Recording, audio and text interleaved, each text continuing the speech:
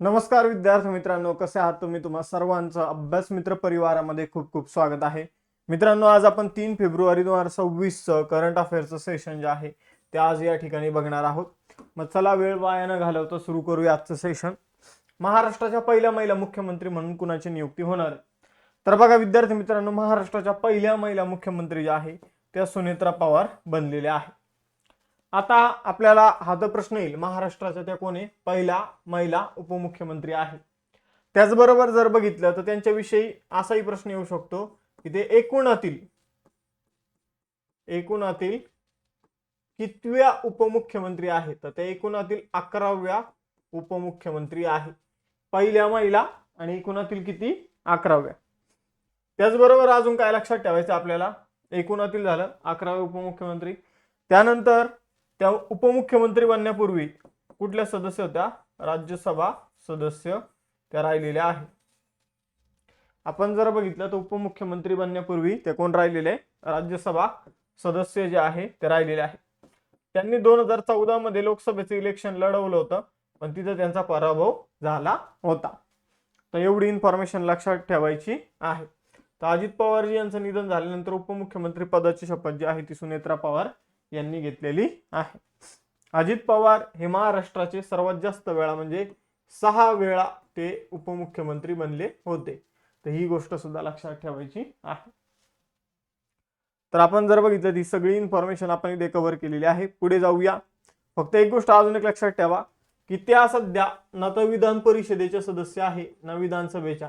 त्यांना 6 महिन्याच्यात कोणत्या तरी एका सभागृहाचं सदस्यत्व मिळवावं लागणार आहे आणि मग त्यानंतर त्या उपमुख्यमंत्री म्हणून कायम राहणार आहे. पुढे जाऊया. प्रसिद्ध महिला बघूया. संयुक्त राष्ट्राच्या पर्यटन संघटनेच्या पहिल्या महिला सरचिटणीस कोण आहे? शेखा अल्नोवेस. ओडिशा राज्याच्या पहिल्या महिला मुख्य सचिव अनु गर्ग. प्रेस क्लब ऑफ इंडियाच्या पहिल्या महिला अध्यक्षा संगीता बरुआ पिसशा रोती. व्हेनेझुएलाच्या नवीन हंगामी अध्यक्ष डेल्सी रॉड्रिगेज. मेघालय उच्च न्यायालयाच्या पहिल्या महिला मुख्य न्यायाधीश रेवती मोहिते. त्यानंतर जर बघितलं तर रोहिती मोहिते डेरे.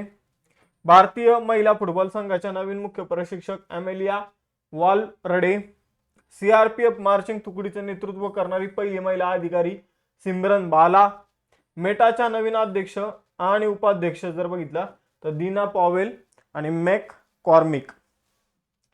पुढे जाऊया. दक्षिण ध्रुवावर पोहोचणारी सर्वात तरुण भारतीय महिला काम्या कार्तिकेयन. त्यानंतर जर बघितलं बॅडमिंटन वर्ल्ड फेडरेशनच्या ॲथलीट कमिशनचे नवे अध्यक्ष पी.व्ही. सिंधू. स्वीडिश अकॅडमीची नवीन स्थायी सचिव इंग्रिड कार्लबर्ग. इंडियन मिलिटरी अकादमीमधून पदवीधर होणारी पहिली महिला अधिकारी सई जाधव. रेल्वे संरक्षण दलाच्या पहिल्या महिला महासंचालक सोनाली मिश्रा. युक्रेनच्या नवीन पंतप्रधान युलिया स्विरिडेन्को. अंतराळात प्रवास करणारी पहिली व्हीलचेअर वापरकर्ता महिला मिची बॅटहॉस आणि पहिल्या महिला कायदा सचिव अंजू राठी राणा. पुढे जाऊया. दुसरा क्वेश्चन. नुम्बेओचा कॉस्ट ऑफ लिव्हिंग इंडेक्स 2026 मध्ये कोणतं शहर अव्वल स्थानावर आपल्याला बघायला मिळत आहे? तर कॉस्ट ऑफ लिव्हिंग इंडेक्स म्हणजे एखाद्या शहरामध्ये जगण्यासाठी जो काही आपण खर्च करतो तर तो योग्य आहे की नाही आणि व्यवस्थित त्या खर्चामध्ये आपल्याला त्या व्यवस्थित फॅसिलिटी वगैरे मिळत आहे की नाही, तर त्या आधारावर कॉस्ट ऑफ लिव्हिंग इंडेक्स जो आहे तो काढला जातो. आणि ज्यामध्ये झुरिच नावाचं शहर जे आहे स्वित्झर्लंड मधील ते पहिल्या क्रमांकावर आहे. दुसऱ्या क्रमांकावर स्वित्झर्लंड मधील जिनिव्हा आहे आणि तिसऱ्या क्रमांकावर स्वित्झर्लंड मधील बेसल शहर आहे. म्हणजे पहिले टॉप 3 शहर जे आहेत एकाच देशातले स्वित्झर्लंड मधील. आपल्या भारतातील मुंबई जे आहे ते या यादीमध्ये 445व्या स्थानावर. गुरुग्राम 450, इंदोर 477, भोपाळ 472, पटना 471. दुसरा क्वेश्चन. कोणत्या राज्यातील 3 बौद्ध स्थळ रत्नागिरी, ललितगिरी, उदयगिरी याला डायमंड ट्रायंगल म्हटलं जातं तर युनेस्कोच्या जागतिक वारसा तात्पुरत्या यादीत समाविष्ट करण्यात आलेले? तर युनेस्कोच्या जागतिक वारसा स्थळाच्या यादीत सध्या 44 स्थळ आपल्याला बघायला मिळतात. तात्पुरती यादी जी आहे तर त्यात पहिल्यांदा एखाद्या स्थळाला समाविष्ट केलं जातं, नंतर त्यांना मेन युनेस्कोच्या जागतिक वारसा स्थळांच्या यादीमध्ये वर्ल्ड हेरिटेज साईटच्या यादीमध्ये ऍड केलं जातं.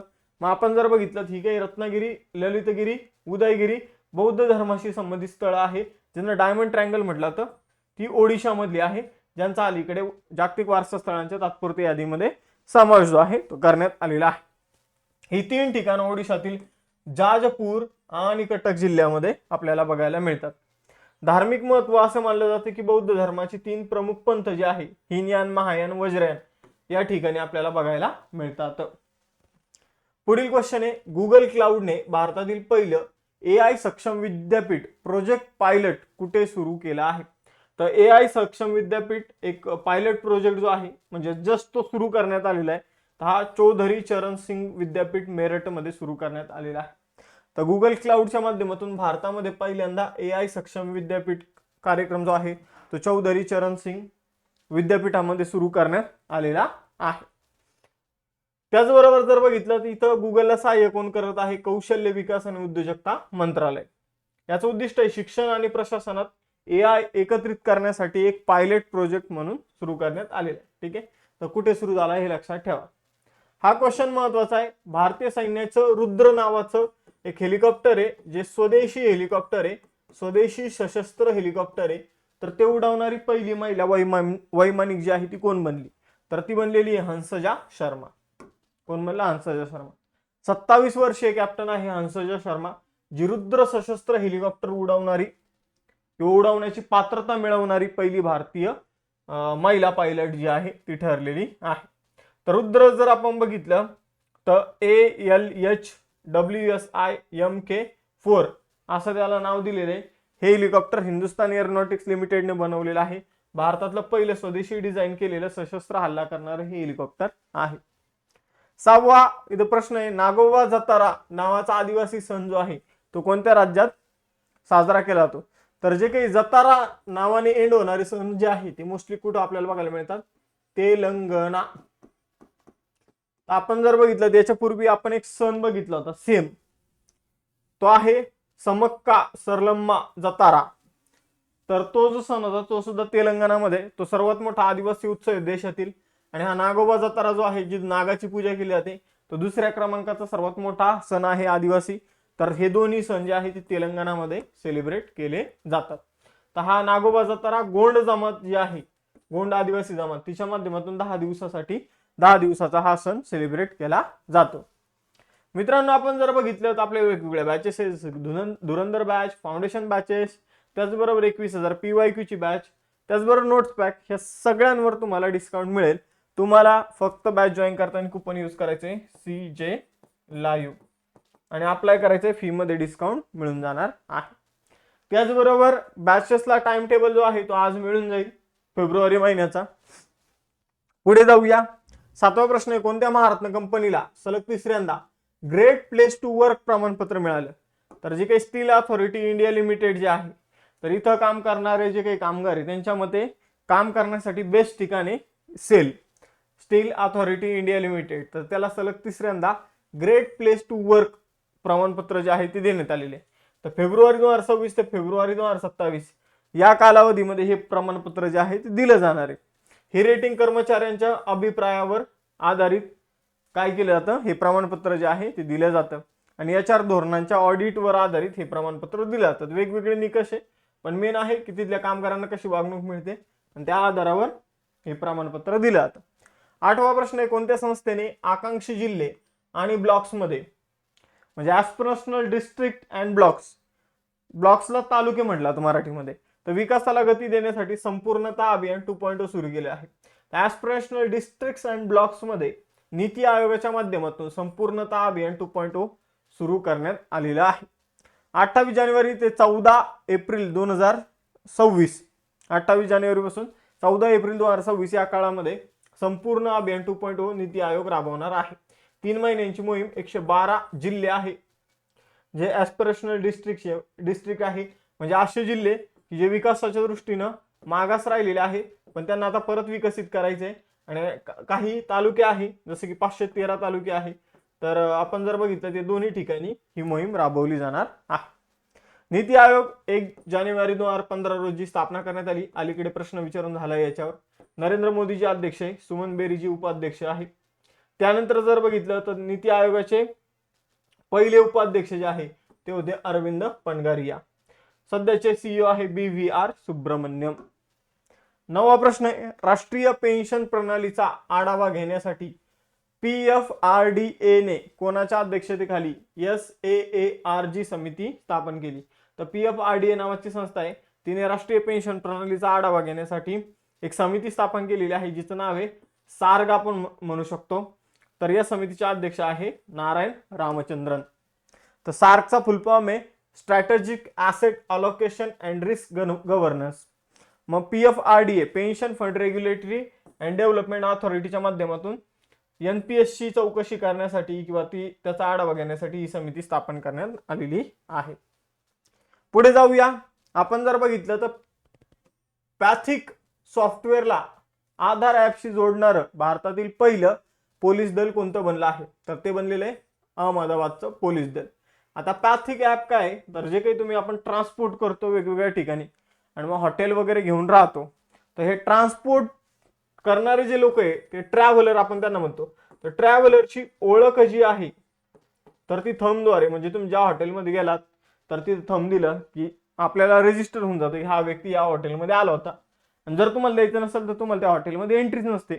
म्हणजे अशा प्रकारचं ॲप आहे एक पॅथिक नावाचं. याचा फुल फॉर्म आहे program for analyse of traveller and hotel informatics. तर आपण जर बघितलं तर हे जे ॲप आहे ते गुजरात पोलिसांनी काय केलेलं आहे, अहमदाबाद गुन्हा शाखा जी आहे तर त्यांनी हे ॲप वापरायला सुरुवात केलेली आहे आणि त्याला आधार ॲपशी जोडण्याचा त्यांनी प्रयत्न जो आहे तो केलेला आहे. ना असं करणारे ते पहिले आपण जर बघितलं पोलीस दल बनलेले आहे. उद्दिष्ट काय, सुरक्षा व्यवस्था अधिक मजबूत करण्यासाठी आधार बायोमेट्रिक्सद्वारे हॉटेल आणि गेस्ट हाऊसमध्ये राहणाऱ्या व्यक्तींची सहजरित्या ओळख पटवणे. 11वा प्रश्न आहे, केंद्र सरकारने घनकचरा व्यवस्थापन नियम 2026 अधिसूचित केले आहे, जे 2016च्या नियमांची जाग घेते. कोणत्या वर्षी नियमांची जाग घेणार आहे? 2016च्या. कोणते घनकचरा नियम? कधीचे? 2026, म्हणजे 10 वर्षापूर्वीच्या नियमांची जाग घेणार आहे. तर हे नियम कोणत्या तारखेपासून लागू होतील? 1 एप्रिल 2026 पासून हे लागू होणार आहे. केंद्रीय पर्यावरण, वन, हवामान बदल मंत्रालयाने घनकचरा व्यवस्थापनासाठी एक योजना सुरू केली आहे. या अंतर्गत त्यांनी घनकचरा नियम बनवलेले आहे. मग 1 एप्रिल 2026 पासून ते लागू होणार आहे. या नियमांचा मुख्य उद्देश आहे ते भारताला सर्क्युलर इकॉनॉमी, वर्तुळाकार अर्थव्यवस्थेकडे नेणे आहे, जिथं कचरा फेकून देण्याऐवजी संसाधन म्हणून पुन्हा वापरता येतो. या अंतर्गत कचरा जो आहे तो 4 टप्प्यात वर्गीकृत करण्यात आलेला आहे. ओला कचरा, सुका कचरा.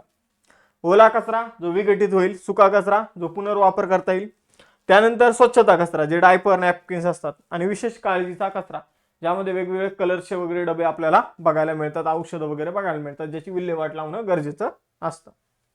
पुढे जाऊया. 12वा प्रश्न, सलग 9 वेळा अर्थसंकल्प सादर करणाऱ्या पहिल्या महिला अर्थमंत्री कोण बनल्या आहे? तर निर्मला सीतारामनजी. त्यांच्यापेक्षा जास्त वेळा अर्थसंकल्प मोरारजी देसाई यांनी सादर केलेला आहे.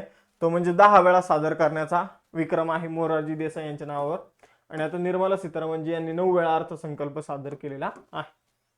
अर्थसंकल्प जो आहे तो लोकसभेमध्ये मांडला होतो. त्याचं कलम जे आहे ते 112 आहे, पण त्याला अर्थसंकल्प म्हटलं जात नाही, वार्षिक वित्तीय विवरणपत्रक म्हटलं जातं. आपण जर बघितलं तर केंद्रीय अर्थसंकल्प आणि रेल्वेचा अर्थसंकल्प जो आहे तो 2016 नंतर एकत्र करण्यात आलेला आहे. आर्थिक सर्वेक्षण, इकॉनॉमिक सर्वे 1964 पासून सुरू झालेला आहे आणि स्वतंत्र भारतातील पहिला पेपरलेस अर्थसंकल्प 2021-22 मध्ये मांडण्यात आला होता.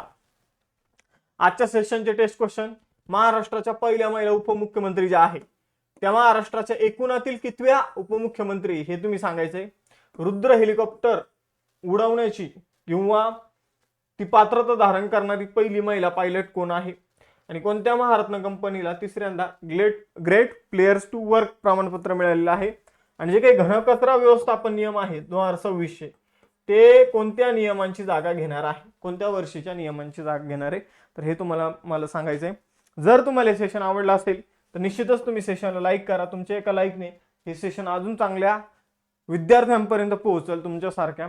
आणि आम्हाला पण जर व्ह्यू जर जास्त येत असेल किंवा ते जास्तीत जास्त लोकांपर्यंत पोहोचत असेल, मुलांपर्यंत, तर आम्हाला पण आनंदाने लेक्चर घ्यायला, त्याचा कंटेंट तयार करायला आवडतं. ठीक आहे, पण समजून घ्या की तुम्ही फक्त येता, आपलं काम झालं, जाता, मग त्याने काय होतं की त्याने तुमचं काम होऊन जातं. शेवटी एक दिवस कंटिन्यू तुमचं काम होत राहील, एक दिवस आम्ही पण बोर होऊन जाऊ की काय कंटिन्यू लेक्चर घ्यायचं, जर समोरून सपोर्टच नसेल तर.